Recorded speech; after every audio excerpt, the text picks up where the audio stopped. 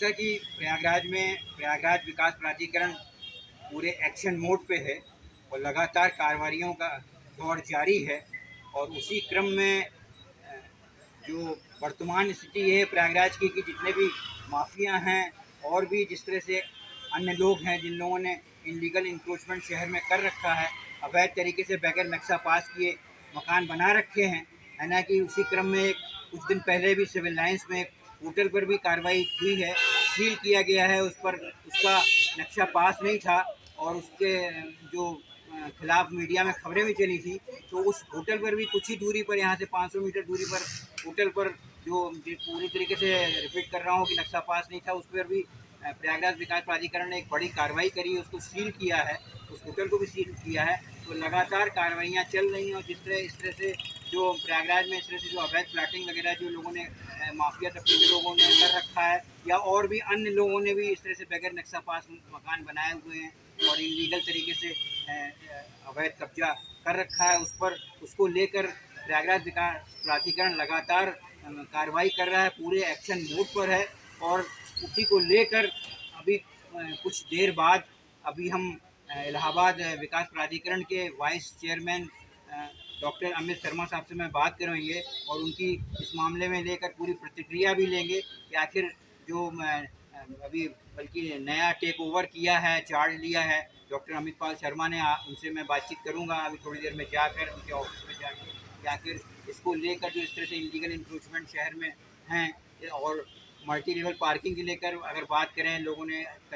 बाहर जो है इस तरह से अवैध तरीके से गाड़ियां वगैरह बाइक वगैरह लोग लगा के रखते हैं, इसको लेकर विकास प्राधिकरण ने क्या एक्शन लिया है और आगे। इस वक्त हमारे साथ बात करने के लिए प्रयागराज विकास प्राधिकरण के वाइस चेयरमैन साहब मौजूद हैं। और जैसा कि प्रयागराज में इस समय अगर बात करें, पीडीए की बात करें तो एक्शन मोड पर है और जितने भी माफिया वगैरह हैं, इस तरह के लोग हैं, उनके इनलीगल इंक्रोचमेंट गिराए जा रहे हैं। सर, ये क्या एक्शन प्लान है आप लोगों का? प्रयागराज विकास प्राधिकरण के द्वारा जी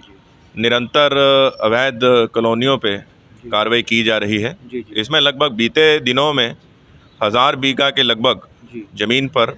जो अवैध प्लॉटिंग की गई उस पर कार्रवाई की गई है। इसके साथ साथ ही लगभग 70 तहरीर और एफआईआर प्रयागराज विकास प्राधिकरण द्वारा थाने में की गई है, जिसमें कि थाने के द्वारा भी आगे कार्रवाई की जा रही है। जेन्युइन बायर्स के इंटरेस्ट में प्रयागराज विकास प्राधिकरण के द्वारा यह कार्रवाई की जा रही है। और अगर किसी जगह पे दोबारा अवैध प्लॉटिंग की शिकायत आती है तो उसमें तत्काल ही एफआईआर की कार्रवाई की जा रही है। लेकिन ये है कि अभी ये देखा जा रहा है कि जैसे मल्टी लेवल पार्किंग की बात करें, बनाया जा रहा है और कई जगह जो बड़े बड़े मॉल हैं उसमें बनी हुई है। और बात करें अगर सिविल लाइन्स की बात करें, जैसे खरबंदा मार्केट है यहाँ पर और आपका ज़ीरो रोड में विवेकानंद मार्ग है, वहाँ पर गाड़ियाँ वगैरह अक्सर देखा था जाम की स्थिति हो जाती है। तो कोई ऐसा भी कोई एक्शन प्लान है आप लोगों का, कोई इस तरह से जो बाहर गाड़ियाँ खड़ी रहती हैं? पार्किंग क्योंकि नगर निगम का विषय रहता है, इसमें नगर निगम के साथ समन्वय स्थापित करते हुए प्रयागराज विकास प्राधिकरण आगे कार्रवाई करेगा। और जहां पे भी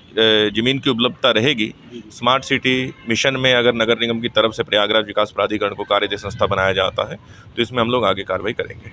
एक जो प्रयागराज विकास प्राधिकरण ने जो कॉलोनियाँ बनाई हैं, मतलब पीडीए से निर्मित कॉलोनियाँ बनी हैं, बहुत सी कॉलोनियाँ प्रयागराज में हैं। और अगर बात करें, मान लीजिए देवघाट झलवाई की बात कर लेते हैं, बुद्ध विहार कॉलोनी है, काफ़ी पहले से बनी है, 2009 से बनी हुई है, और भी इस तरह की कॉलोनियाँ हैं। तो वहाँ नीचे बेसमेंट है और बेसमेंट में बाकायदा लोगों ने टीन शेड डाल के पक्का करके पूरा उन लोगों ने पूरा वो करके रखा, कमरा बना के रखा हुआ है। वो आए दिन इस तरह देखने में खबरें भी चलती रहती हैं, आए दिन और भी कॉलोनियों के इस तरह से विवाद सामने आते हैं, सब ऊपर से लोग कहीं पानी डाल रहे हैं, कहीं कुछ कर रहे हैं। और क्या इस तरह के इनलीगल है? नीचे ग्राउंड में एकदम खाली पड़ा हुआ है, वहाँ तो कोई इसमें मैप में इस तरह कोई चीज़ें लोगों ने कमरा बना के रखा हुआ है, तो आए दिन इस तरह की चीज़ें विवाद वगैरह होती है। इस पर कुछ मतलब बहुत सी कॉलोनियाँ इस तरह से, कुछ इसका एक्शन प्लान है, कुछ पीडीए इसके लिए भी कुछ करेगा, कॉलोनियाँ जो बनाई गई हैं? इसमें मैं बताना चाहता हूं कि जो भी कॉलोनियां जो हैंड ओवर हो जाती हैं या फिर प्राइवेट डेवलपर के द्वारा उसको निर्मित किया जाता है और उसको आरडब्ल्यूए को उसमें हैंड ओवर किया जाता है, उसमें जो भी कार्रवाई की जाती है वो आरडब्ल्यूए के द्वारा करवाई जाती है। लेकिन निश्चित तौर पे अगर कहीं पे भी नियम का वायलेशन होता है तो उसमें प्रयागराज विकास प्राधिकरण द्वारा उसको चिन्हित करके शिकायत के आधार पर केस टू केस बेसिस पे उसमें कार्रवाई की जाती रही है। Thank you very much. Thank you.